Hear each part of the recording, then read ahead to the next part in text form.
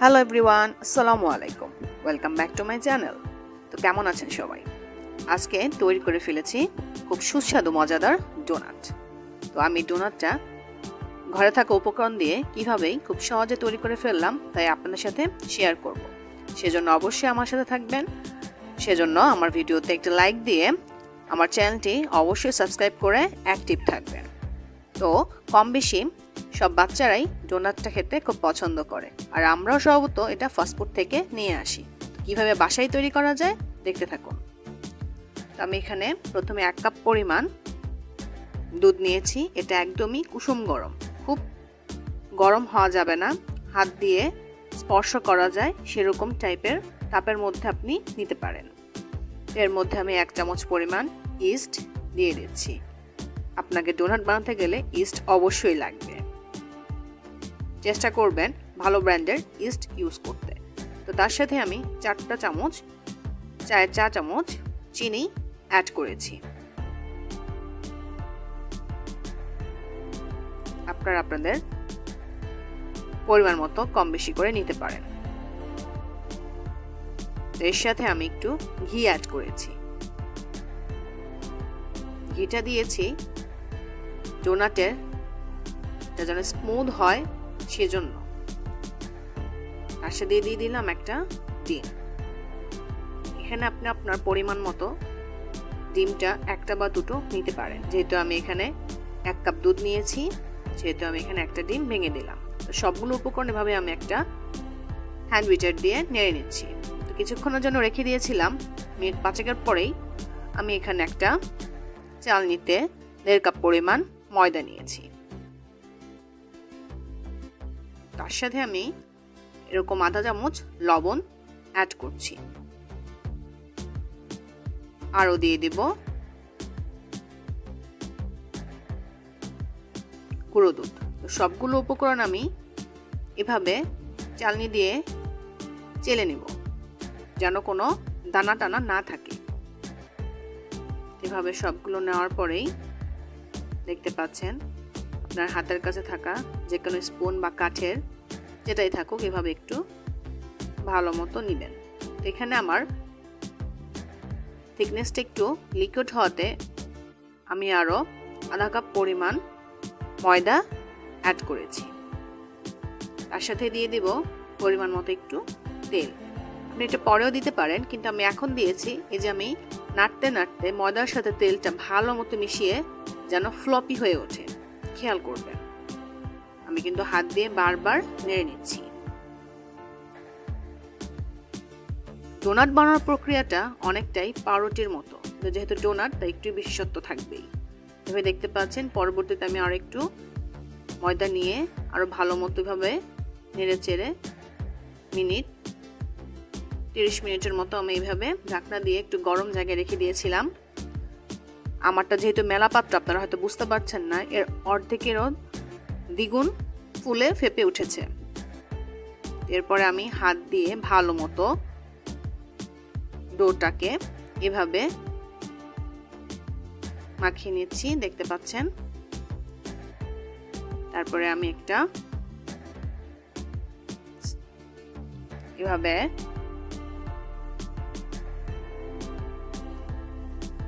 পাত্রের উপর আমি এভাবে ভালো মতো হাত দিয়ে ডোটাকে তৈরি করে নিয়েছি ডোনাট বানানোর জন্য। এখন আমি একটু বেলে নেব।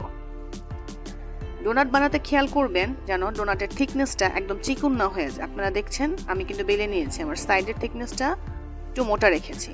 আর আপনার হাতের কাছে যে একদমই কমার্শিয়াল জিনিস থাকতে হবে তা না। আপনার হাতের কাছে পরিষ্কার আপনার মগ, গ্লাস যে কোনো পাত্র আপনি এভাবে নিতে পারেন। পরিষ্কার করে নিয়ে সাইড দিয়ে তেল লাগিয়ে নেবেন, তাহলে খুব সহজে উঠে যাবে। দেখতে পাচ্ছেন আমি এভাবে ডোনাটের জন্য কেটে নিয়েছি। মাঝখান দিয়ে একটি ছোট মুখা ইউজ করেছি তেলের। সুন্দর মতো তৈরি হয়ে যাচ্ছে আমার ডোনাট, দেখতেই পাচ্ছেন। খুব সহজেই কিন্তু ঘরে থাকা উপকরণ দিয়ে আপনি তৈরি করে ফেলতে পারেন।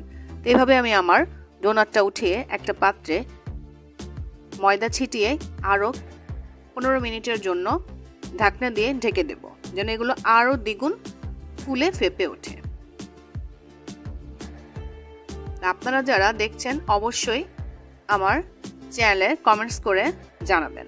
তো সেজন্যই আমার চ্যানেলটা বেশি বেশি করে সাবস্ক্রাইব করে আমার সাথেই থাকবেন।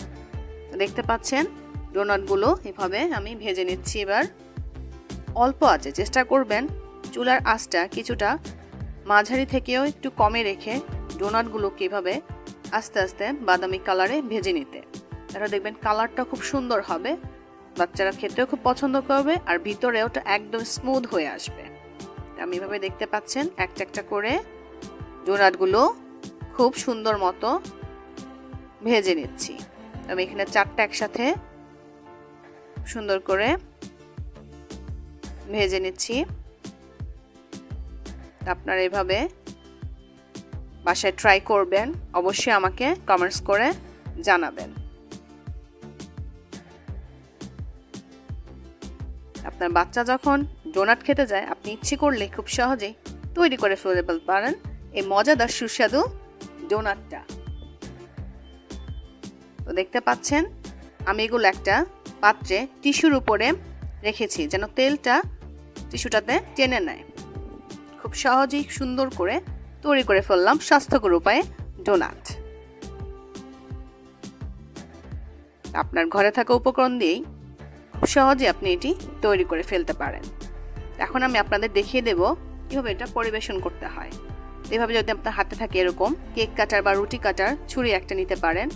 তো একটা ডোনাটকে আপনি ভিতর দিয়ে মাঝখান দিয়ে একটু কেটে, যেহেতু বাচ্চারা খুব ডোনাট পছন্দ করে, আপনার হাতের কাছে চকলেটকেই সিরাপ বানিয়ে নিতে পারেন বা চকলেট সিরাপ থাকলে এভাবে একটা ডোনাটের ভিতরে চকলেটের সিরাপটা ভালো মতো একটু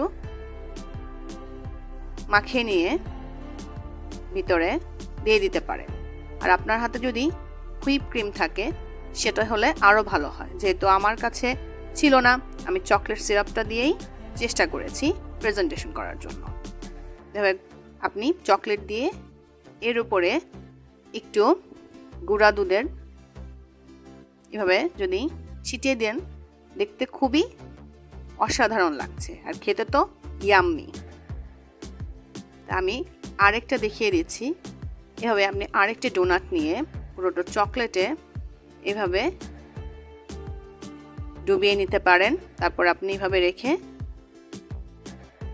দিয়ে তার উপরে বাচ্চাদের পছন্দের জেমস দিয়ে দিতে পারেন।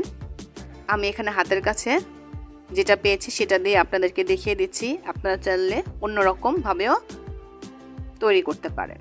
তো বাচ্চাদের যেহেতু জেমস পছন্দ, চকলেট পছন্দ, ডোনাট পছন্দ, আমার মনে হয় নিঃসন্দেহে এটা ওদের জন্য একটা ইয়াম্মি একটা ডেজার্ট হবে। আপনারা অবশ্যই বাসায় ট্রাই করবেন আর আমার রেসিপি সম্পর্কে জানাবেন। তো আমি আরেকভাবে দেখিয়ে দিচ্ছি। এভাবে আপনি কতগুলো ডোনাটের উপরে একটু গুঁড়ো দুধ যদি এভাবে চেলে উপর দিয়ে দেন একদম মাওয়ার মতো দেখা যাবে। আমরা মিষ্টির উপরে যেরকম মাওয়া দেখি, তো তৈরি করে ফেললাম আর তৈরি হয়ে গেল আপনাদের জন্য খুব সুন্দর, খুব সহজ উপায়ে। আর বাচ্চাদের জন্য আপনি ঘর থেকে স্বাস্থ্যকরভাবে তৈরি করে নিতে পারেন এই মজাদার ডোনাটটা। তো আজকে আমার এই ডোনাট রেসিপি যদি আপনাদের ভালো লেগে থাকে অবশ্যই অবশ্যই আমার চ্যানেলটি বেশি বেশি করে সাবস্ক্রাইব করে আমার সাথে থাকবেন। আমাকে লাইক দিয়ে কমেন্টস করে জানাবেন।